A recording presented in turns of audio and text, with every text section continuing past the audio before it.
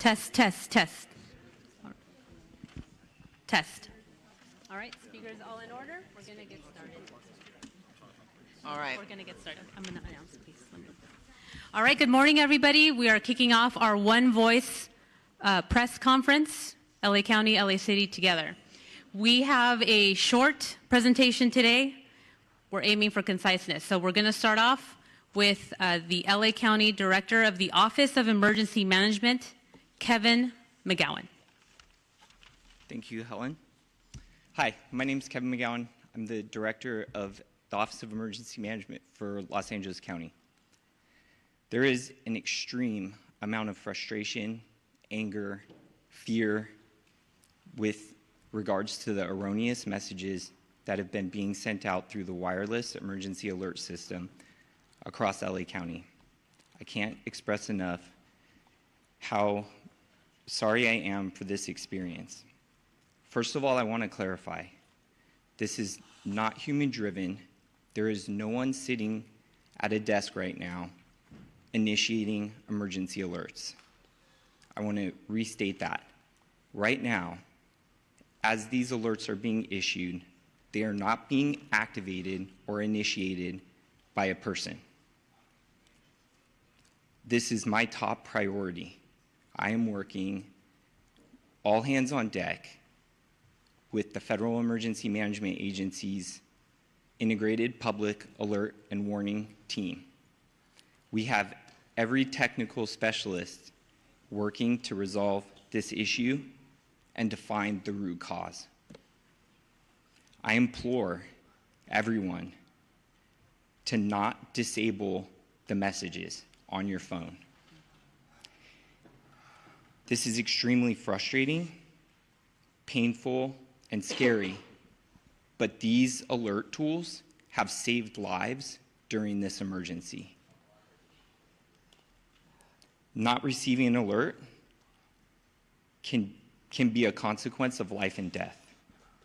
As we continue to work on the root cause, I ask everyone that gets an alert to verify if they are in an evacuation warning or order to go to alertla.org, lacounty.gov/emergency, or dial 211 for assistance.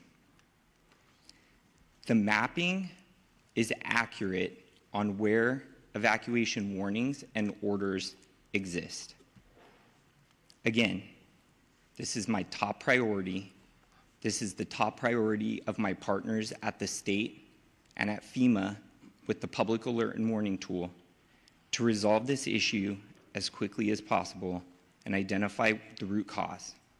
Thank you. Thank you, Kevin. Thank you, Kevin. Good morning, everyone. I'm going to make this very short because we've got a full list of people that want to present today. You're going to hear information from our Insurance Commissioner, Ricardo Lara. Thank you for being here, about how residents can get connected to insurance support to recover and rebuild. And I was up in the Altadena area last night, and the common question was, how do I navigate the insurance process, and will I be able to get insured again? And so I felt it was important for us to hear from our Insurance Commissioner, who's been very engaged on this issue. And then I just want to say to everyone, you know, I've been out and I've heard from my residents, and I think we've all had someone impacted by this fire. I keep saying it, you are not alone. I talk to families that have lost everything, and they don't know where to go. And as the supervisor representing that district, but also as a chair, I speak for this board. We are here to support you, and we will be here for the long road to rebuild. So with that, I'd like to turn it over to Mayor Bass to say a few words. Thank you, Chair Barger. All of us here are working urgently and around the clock to confront this ongoing firestorm. And when we are on the front lines, when we're in the command posts, when we're in the Emergency Operations Center, we carry with us our friends and neighbors. That is what this fight is all about. It's about those friends, neighbors, and loved ones who have fled their homes, those who have lost their homes, those who have lost their lives. To all Angelenos, we are fighting hard for each of you. So here's our city update responding to this natural disaster. LAFD battled all night on the Palisades fire, the Hearst fire, the Kenneth fire, and airdrop efforts, thank goodness, continue. LAFD also responded to and extinguished fires in Pacoima, Hollywood, Studio City, and more. I do want to let everyone know that Griffith Park, including Runyon Canyon, will be closed through Sunday. Yesterday, President Biden pledged his full support for response efforts, including FEMA reimbursement 100% of our disaster response costs. FEMA also launched resources and support for Angelenos impacted by these fires. Visit disasterassistance.gov to apply. We have worked with the governor and Sheriff Luna to secure the National Guard, which will back up and free up our firefighters and police officers and play a key role in securing our evacuation zones to keep people safe and to protect against anyone thinking of taking advantage of this tragedy. People from across LA, the nation, and the world are asking how to help. Yesterday, I spoke of the California Community Foundation's Wildlife Recovery Fund, and today I'm grateful to share that within 24 hours, they have raised $2.5 million from 4,000 generous donors. Visit calfund.org. I also mentioned that Airbnb has been working through the 211 online portal to provide free temporary housing. Now, the demand has been extremely high, and Airbnb has increased their commitment to providing emergency assistance for now 25,000 evacuees, first responders, and others impacted by the fires. Visit 211la.org to get connected.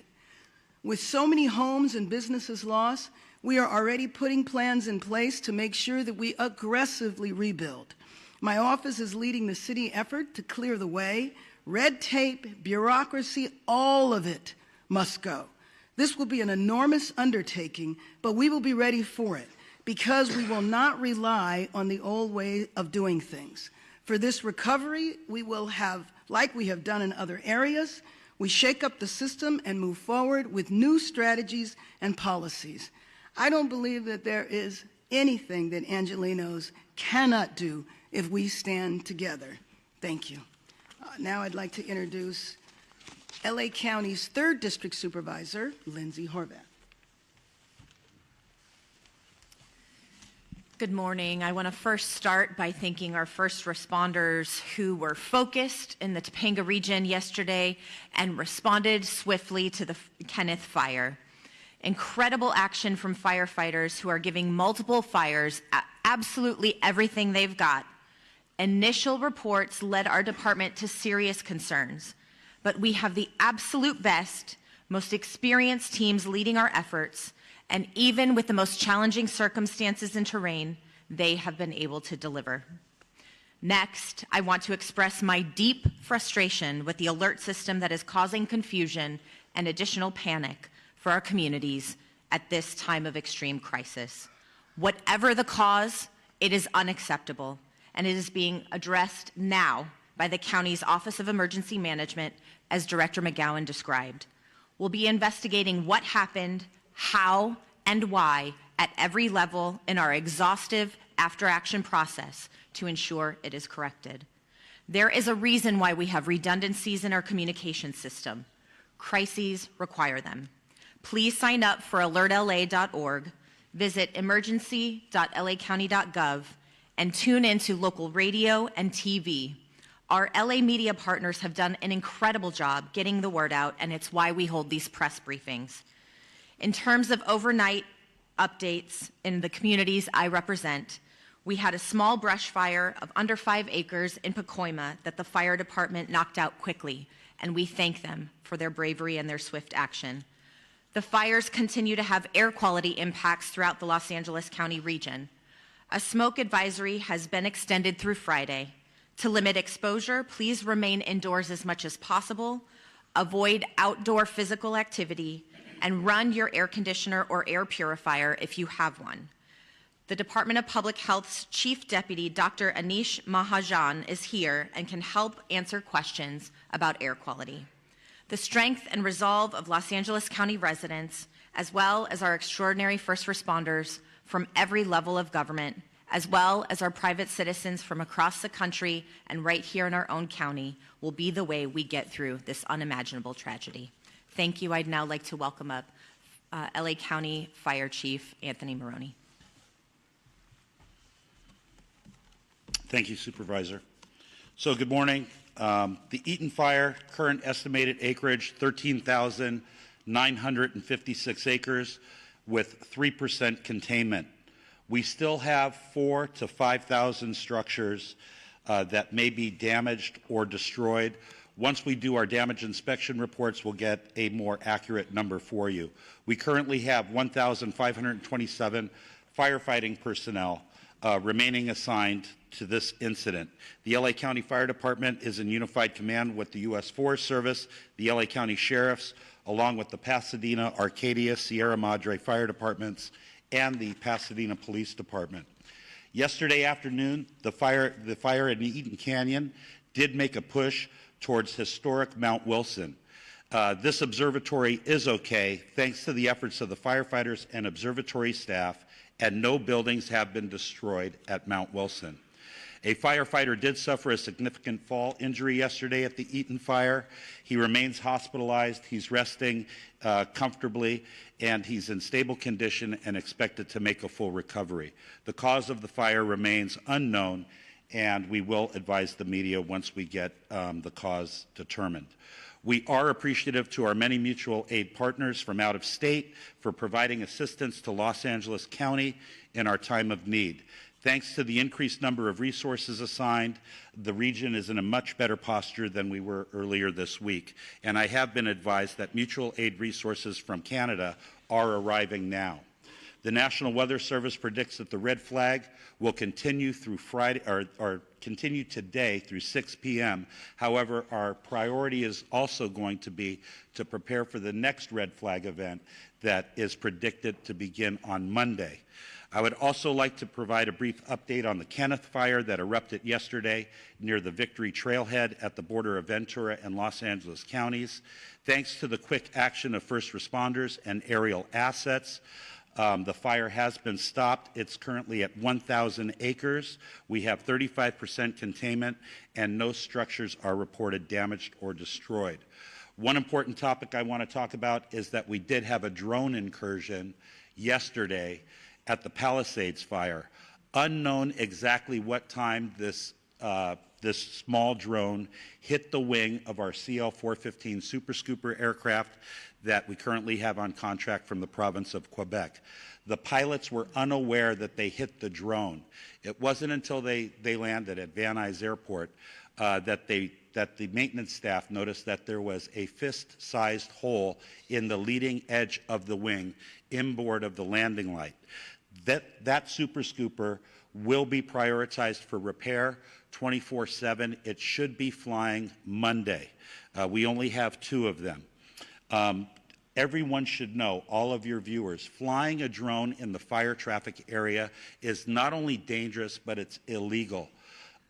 We do have our federal partners behind the scenes are going to be implementing procedures to be able to follow drones in our 2 large fire areas, and they will be able to identify who the operator of that drone is.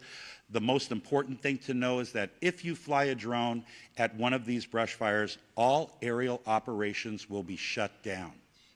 And we certainly don't want to have that happen. Before I close, I would like to thank Supervisor Barger and Horvath for their unwavering support and leadership. I would also like to acknowledge the tireless efforts of first responders who continue to place themselves in harm's way to protect our residents and property.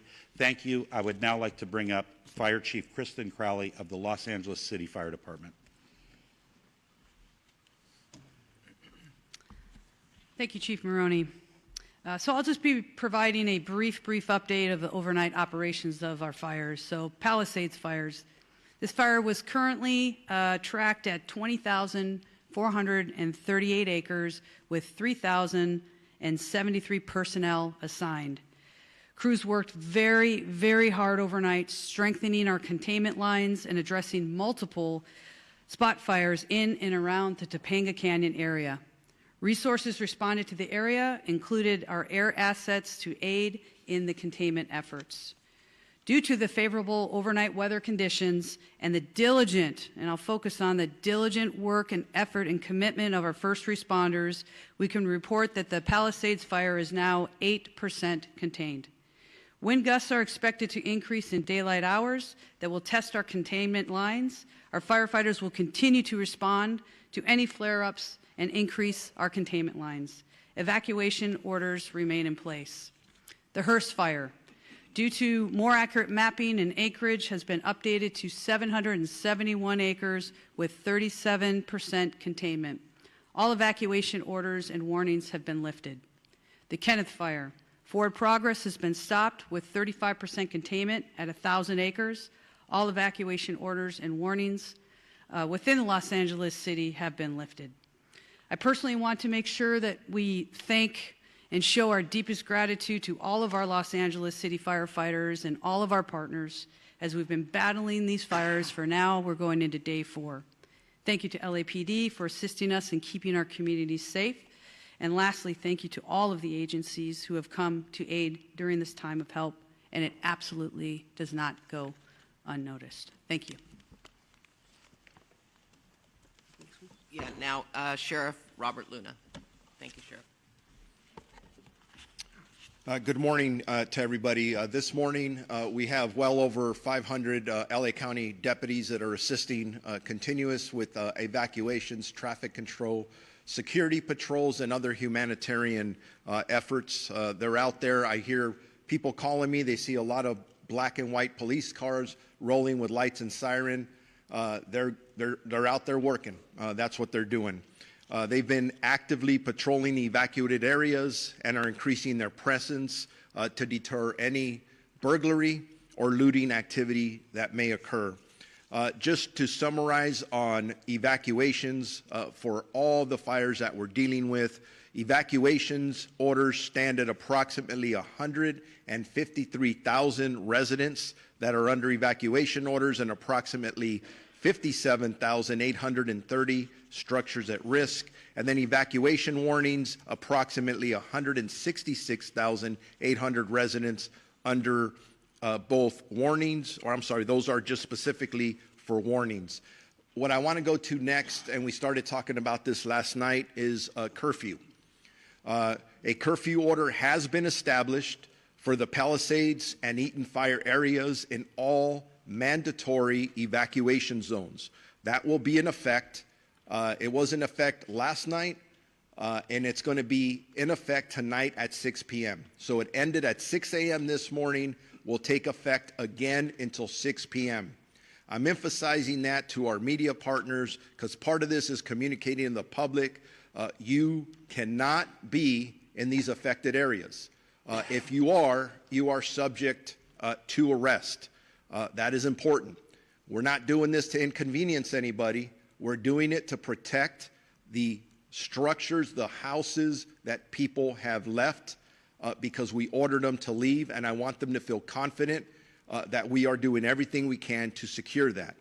This curfew will be strictly enforced and is being taken to enhance public safety, protect property, and prevent any burglaries or looting in the area that the residents have evacuated. The only people that will be allowed in these areas are disaster workers, okay? I just want to make that clear because we have other people trying to get in there. And by the way, media partners who have legitimate media credentials, yes, you may enter those areas unless it's very, very unsafe and somebody tells you not to for that reason. Again, just specifically, anyone found in violation of this curfew will be subject to arrest for a misdemeanor offense under LA County Code Section 2.68320, and conviction may result in a fine up to $1,000 or jail time. And I'm telling you right now, I know people talk about no bail, and I've given direction that if somebody's caught doing this, they are not going to get cited and released. They're going to get booked. We are not screwing around with this. We don't want anyone taking advantage of our residents that have already been victimized. The National Guard deployment. As many of you are aware, we asked for the National Guard. I'm very thankful to Governor Newsom and the State Office of Emergency Services that fulfilled that request. As of last night, we've had National Guardsmen assisting us. They arrived last night and deployed to the Eaton Fire area and were assisting with road closures and critical infrastructure protection. As additional Guard personnel arrive, and they will be in the next 12 to 24 hours, the Sheriff's Department will strategically coordinate their deployment with other partners such as the Los Angeles Police Department, Pasadena Police Department, Santa Monica Police Department, Azusa, and Arcadia. Those are the requests we have now. That may grow. We'll adjust as time goes on. I want to make sure that if anybody needs updated information on either evacuation orders or warnings or road closures, they go to lacounty.gov/emergency. And with that, I am going to be introducing Assistant Chief Dominic Choi from the Los Angeles Police Department. All right. Good morning. On behalf of the Los Angeles Police Department, I just want to extend our deepest sympathies to all those affected by our fires, and that includes many of our own LAPD officers who've lost homes and property in this fire, and they continue to serve these communities, and I appreciate all their work. I have a number of important updates for all of you today, and I'm going to start by an arrest that was made late yesterday afternoon. So yesterday afternoon, the Kenneth Fire started at the border of West Hills in the city of Los Angeles and Ventura County. At 4:32 p.m., we received a 911 call that a suspect was attempting to light a fire in the community of Woodland Hills and was being detained by residents.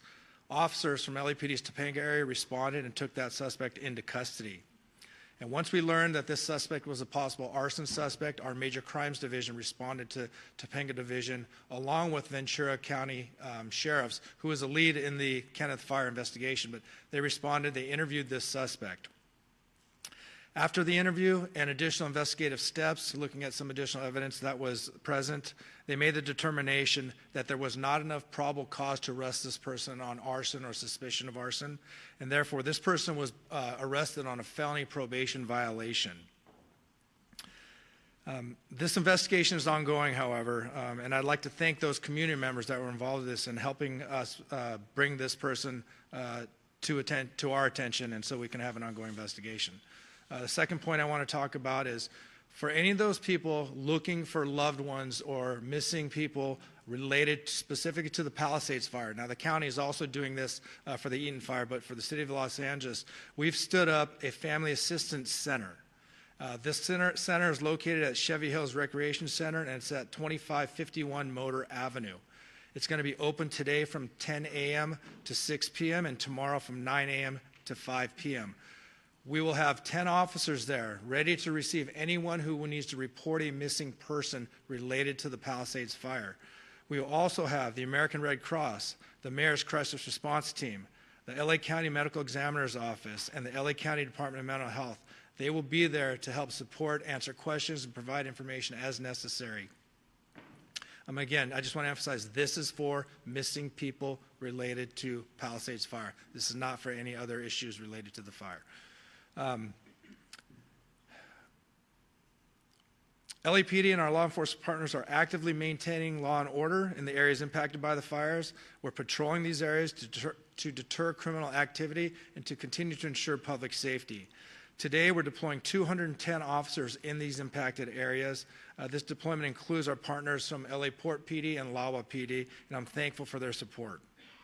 Again, protecting our homes, businesses in evacuated and vulnerable zones are our priority, and we will continue to ensure that no one takes advantage of these situations. You've heard this message before, but I'm going to say it again because it's so important and so critical.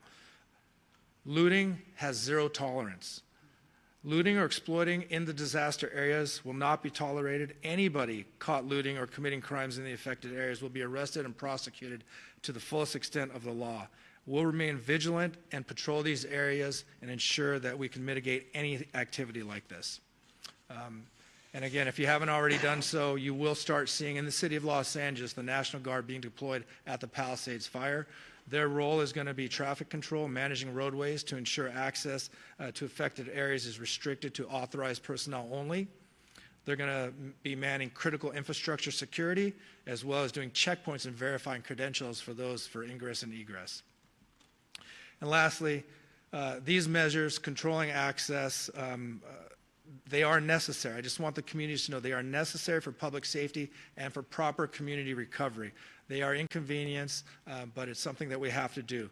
Residents are encouraged to call 911 if they see any suspicious activity. Law enforcement, National Guard, and other first responders are here to support this community and ensure their safety in a difficult time. Our commitment remains steadfast to restoring safety and normalcy as quickly as possible. Your cooperation and resilience from the community are greatly appreciated. Thank you. And at this time, I'd like to introduce Los Angeles County District Attorney Nathan Hochman. Thank you and good morning. The District Attorney's Office will be considering up to now 5 different types of cases that will eventually be presented from law enforcement. Let's start with arson. If it is determined that there is a man-made and intentional setting of any of the fires involved in this situation, the people who committed this arson will be arrested, they will be prosecuted, and they will be punished to the full extent of the law. Right now, obviously, law enforcement and the firefighters are focused on containing these properties, saving lives, saving homes. But eventually we will get to the causes of those fires, and in that part the DA's office will be working with law enforcement to go after anyone who is guilty of the crime of arson.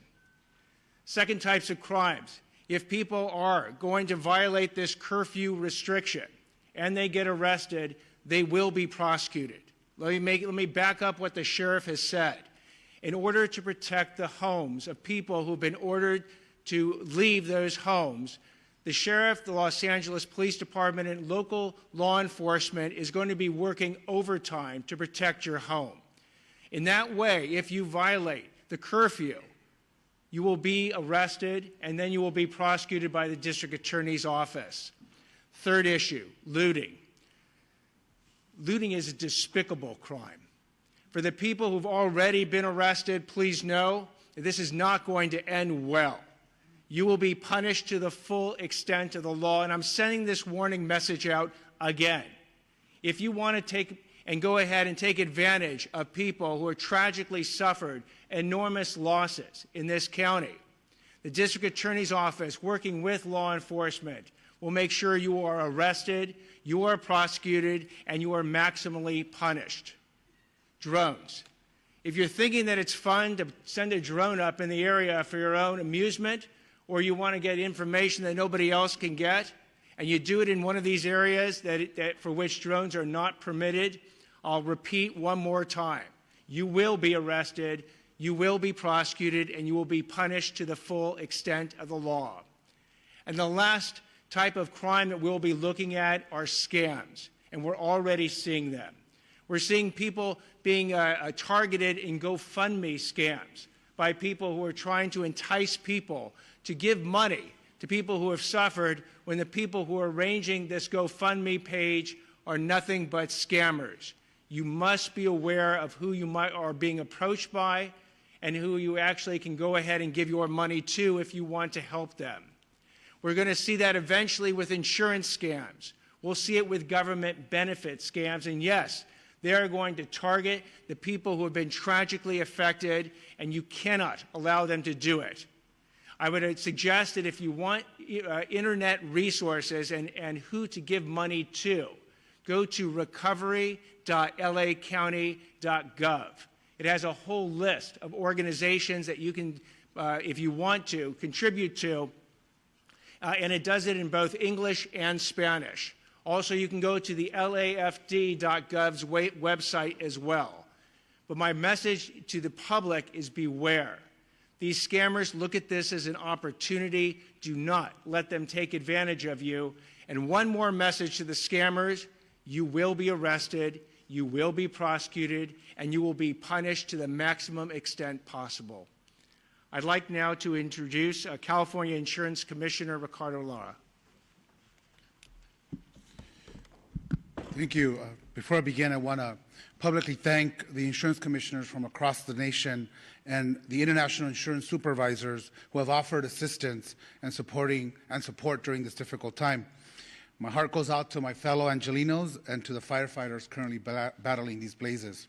Let me be clear, my top priority is to protect all affected people during this crisis and assist in their insurance recovery. My primary concern at this very moment is to ensure that wildfire survivors receive the insurance benefits to which they are entitled to as soon as possible. I understand that this may be new and the extent of the calamity here in Southern California, and compounded by the insurance and financial stresses that these wildfires have caused. However, at the Department of Insurance, we have been confronting wildfires and other natural disasters throughout our entire state for a very long time, making us, unfortunately, response experts. Now is the time for you to focus on your family and on your health. The last thing you should be worrying about is your insurance. Here's what I've done to protect our wildfire victims to date. I am using my moratorium power to stop all non-renewals and cancellations. Last night, I issued a bulletin to protect homeowners affected by the Palisades and Eaton fires from non-renewals and cancellations by your insurance companies for 1 year, under a moratorium law that I wrote while I was serving in the state Senate. This covers you even if your home wasn't destroyed or damaged in the wildfire. You can visit insurance.ca.gov to look up your zip code if you are near these wildfires and obtain that protection. I'm also calling on insurance companies to suspend any pending non-renewals and cancellations that homeowners received before these fires started. This means that if you've received a non-renewal from your homeowner's insurance between October 9th and January 7th, essentially 90 days, your insurance company should do the right thing and retain you as a valued policyholder. I call upon all property insurance companies to pause these non-renewals and cancellations and provide essential stability for our communities, allowing consumers to focus on what's important at the moment, their safety and recovery.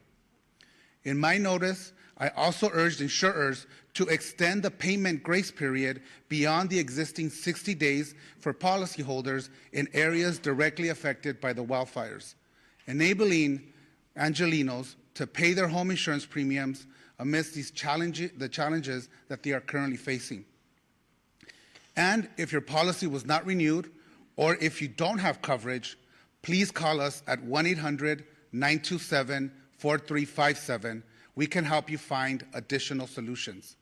I have also directed my department's enforcement team to protect Angelinos from fraudsters targeting wildfire survivors and to assist with the ongoing evacuation efforts. My department has moved quickly to host an insurance support workshop on January 18th and 19th at Santa Monica College, followed by another event the following weekend at Pasadena City College. We will have experts from our staff and representatives from insurance companies available so homeowners can obtain answers and take the action they need in one convenient location. Again, call us at 1-800-927-4357 to schedule a one-on-one appointment with our experts. Related to health, I've issued an additional notice to all California health insurers directing them to submit emergency plans to my department. These plans must detail how they're going to ensure that consumers can continue to access essential medical care and obtain their medications in the wake of these disasters. I've been in constant communication with our county leaders, governor, the legislative leaders, and our congressional delegation to identify best ways to expedite our recovery, reduce wildfire risk, and build a more climate resilient state and communities. Making homes and communities safer from wildfires needs to be a top priority for our state. Looking forward, I'm going to ask the governor and the state legislature to support my proposal to provide consumers with home hardening grants. We need to put money in people's hands. This measure is critical to protecting homes and improving long-term resilience against wildfire risk. We are also going to be introducing legislation to include businesses in our moratorium law. Businesses are an important consumer of insurance and the financial backbone of many communities, and they also need this vital protection. Newly enacted insurance reforms are now in effect to make insurance rates more stable and predictable. My sustainable insurance strategy mandates that insurance companies expand and maintain coverage in high wildfire areas if they are going to use forward-looking catastrophic models and incorporate the reinsurance cost in the rate making, which my department just finalized in December. Why is this important for our residents? It ensures that Californians in wildfire-prone areas retain access to insurance and brings competition back into the market and ultimately lowering the cost. Without these measures, insurance companies may continue non-renewals, leaving communities at greater risk of underinsurance and total loss of coverage. Even with these devastating wildfires, I want to be clear, I am confident that these reforms will keep us on track to modernizing our insurance market, encourage insurers to return and expand in California, and protect the solvency of our market. We remain the largest insurance market in the nation, fourth in the world.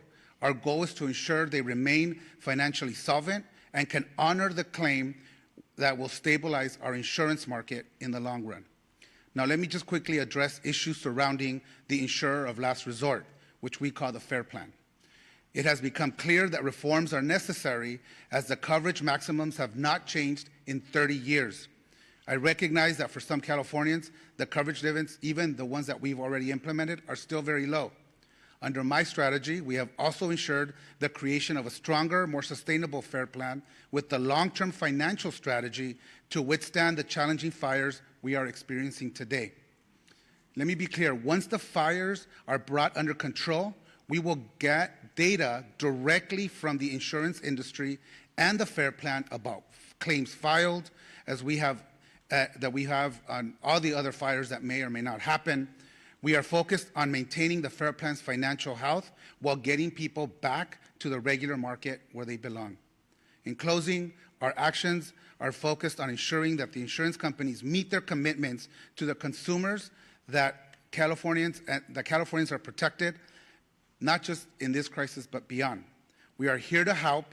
Please call us. We speak multiple languages in whatever language you feel comfortable. Insurance can be complicated. We are here to help you decipher your policy and help you understand what your rights are as consumers. Please call us at 1-800-927-4357, or you can use our live chat feature on our website at insurance.ca.gov. Together, we will get through this, I can assure you, and thank you. LA County Assessor Jeff Prang. Good morning.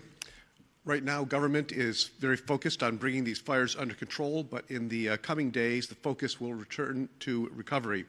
Initial reports suggest that 10,000 properties have been damaged or destroyed, with hundreds more likely to be discovered in the coming days. I appreciate that property taxes are not high on the list of things to worry about right now, as so many are focused on housing and safety, but financial issues will soon become a major issue for the victims of the fires. Under California law, if your property, your home or your business has been damaged or destroyed, you may qualify for property tax relief under the Misfortune and Calamity Program. This program allows my office to reduce your assessed value of your property, which is what your taxes are based upon, to reflect the damage.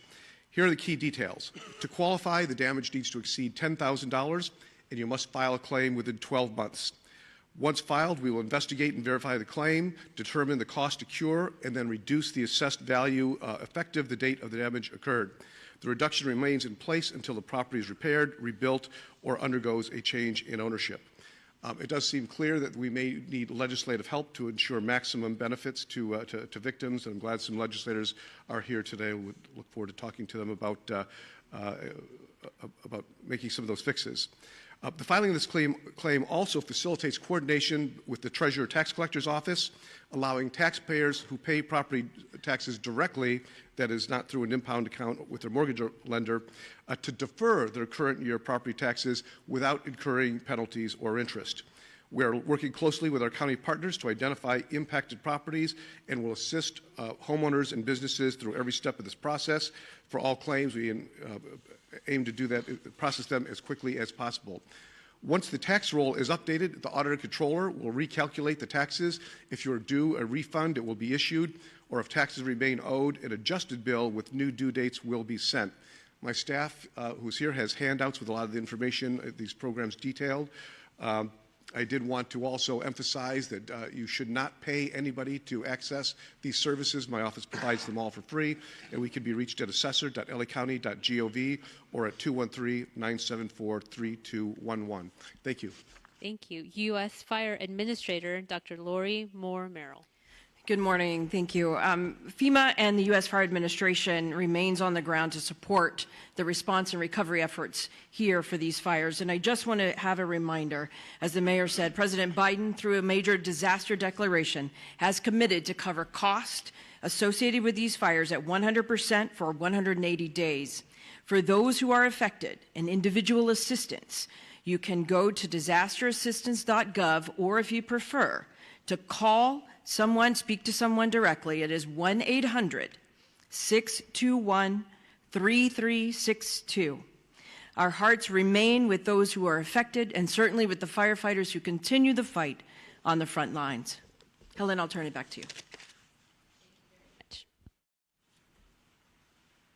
Closing remarks by Chair Barker. Thank you. In closing, I just have to say that this is called One Voice, and it's One Voice because while it's focused on unincorporated Altadena and I know Palisades and Pasadena, we're working with our state and our federal partners to ensure that we are providing all the resources necessary. So I want to acknowledge people that are here today. Supervisor Holly Mitchell, our colleague who's here to support us, Pasadena Mayor Victor Gordo, Santa Monica Mayor Lana Negrete, Assembly Member Jess Gabriel, and Assembly Member Jessica Caloza, who are here. Did I miss anybody? I think that's... So again, I want to thank you all, and with that, we're going to take maybe one question, because I know we've got to run out to Altadena, but go ahead. Okay, why don't we go? Can we just, Supervisor, I'm so sorry, we'll just get a couple over here. Just 2 or 3. We'll do, by the way, we will do one-on-one interviews afterwards, okay? Yeah. I will help you get the information you need. Go ahead. Thank you. My question is for Mayor Bass. Jonathan Vigliotti with CBS News. Yesterday, you asked for the public's patience as you assess the response. As you well know, then millions of people receive false alarms. It's been acknowledged here in this room that many may now be deactivating their alerts on their phones. I have heard from many people who are ignoring them altogether. We have red flag warnings still in effect. They will resume again next week. There is no rain in the forecast. What are you doing at this point to earn back people's trust and to make sure these mistakes don't happen again? Well, first of all, I think that was addressed at the beginning of the press conference by Kevin McGowan. I would like that from you. I don't, you're the top official here. So let me just be clear. I am going to spend every moment that I can making sure that I am in as many areas as possible, meeting and talking to residents to see what is needed in the recovery. But I also mentioned that we're moving into recovery mode at the same time, meaning that we want to see the city rebuilt. We want to see Los Angeles come together. Let me finish. We want to see Los Angeles come together. You are deflecting from the question. You have millions of people here who get these alerts. They are ignoring them. You still have red flag warnings in effect. There is a real threat here. What is your message to your constituents who are losing faith? You started this entire... I want the residents of Los Angeles region to have faith in what we are doing 24 hours a day. I can say on behalf of our first responders from the fire department, the police department, We are doing everything we can to bring the situation under control, and success has been reported. We know that we're going to have a possible increase in the force of the winds at the beginning of next week, and getting Los Angeles prepared, doing everything we can to save lives. That is our number one job, to protect people's homes, to protect people's businesses, and to prepare to rebuild Los Angeles in a much better way. We're going to stand united, we're going to stand together, and we are not going to allow politics to interfere, and we're not going to allow people to divide us for political gain. Thank you. Thank you, Mayor Bass. One over here. Bob DeCastro from Good Day LA, Fox 11. Just to follow up on that, because even after yesterday that errant message was sent out to Los Angeles County, some 10 million people, overnight, people were still receiving many messages, and we were even fielding calls from our own newsroom from people as far as San Bernardino that were receiving calls. You have no idea why people are getting these alerts and being startled in the middle of the night when they're already on edge in the Inland Empire. Why has that happened? You have no idea. And you also ask that people verify and get onto a website. Not everybody has the ability to jump on a website when they're panicked to try and figure out whether or not this is an actual alert. Thank you, and I appreciate the thoughts you're sharing and the question. I would take a second to explain how the alert system works. There's an interface, and you activate that interface with what type of an alert you're going to send, an evacuation order, an evacuation warning, and you identify a geographical area. After you initiate that message package is sent into what is the Integrated Public and Alert Warning System aggregator. That then transitions, I'll call it for lack of better terms, into a cloud that connects with all of our cell service providers. The root cause analysis is trying to establish where along that sequence there is an error going on. And in addition to that, it is important to understand that the cellular phone towers have different reach in how they're activating the message to the cell phone. And so it's a common phenomenon that there's a term called bleed over, where a cell phone that may be in a different jurisdiction or a different area is receiving that message from a cellular tower that may be geographically in a different space. So right now, our number one priority is to establish how we can work with in coordination with our federal and state partners, how we can stop the messages that are going out right now that are not being initiated by a human action, to stop that, and then understand how that occurred so that the tool can still be used for what was identified as like a critical fire weather that we're still in experiencing and will continue to experience. So can I just follow up on that? The bottom line is we are going to drill down, because I too got the alert. I got 2 alerts, and then I got an alert telling me to disregard the alerts. And, you know, as someone who has communities that are on edge, that are lined up, and I'm sure Mayor Gordo has the same situation going on as well. They're on pins and needles thinking that they're next. So we're drilling down right now, and the way it's described to me is there are towers that are now powering up, and it's up in this cloud. It's kind of like when you send an email and it goes into draft, and then once you hit internet, it gets sent. Similar, but my question is, why can't we turn it off? And the answers we're getting are not satisfying. I'm not making any excuses. It's unacceptable, and it is frustrating because we are asking people to trust us, to believe us when we say evacuate. So if we're going to tell them to evacuate, we better make darn sure we're targeting the right people. So don't think we're taking this lightly. I'm not. And I know that my residents aren't. So I hear you loud and clear. The frustration you're hearing from me is based on the frustration I'm hearing as well from my constituents who are asking, when we get it, is it going to be legitimate? Should we listen or should we ignore? Or disable altogether?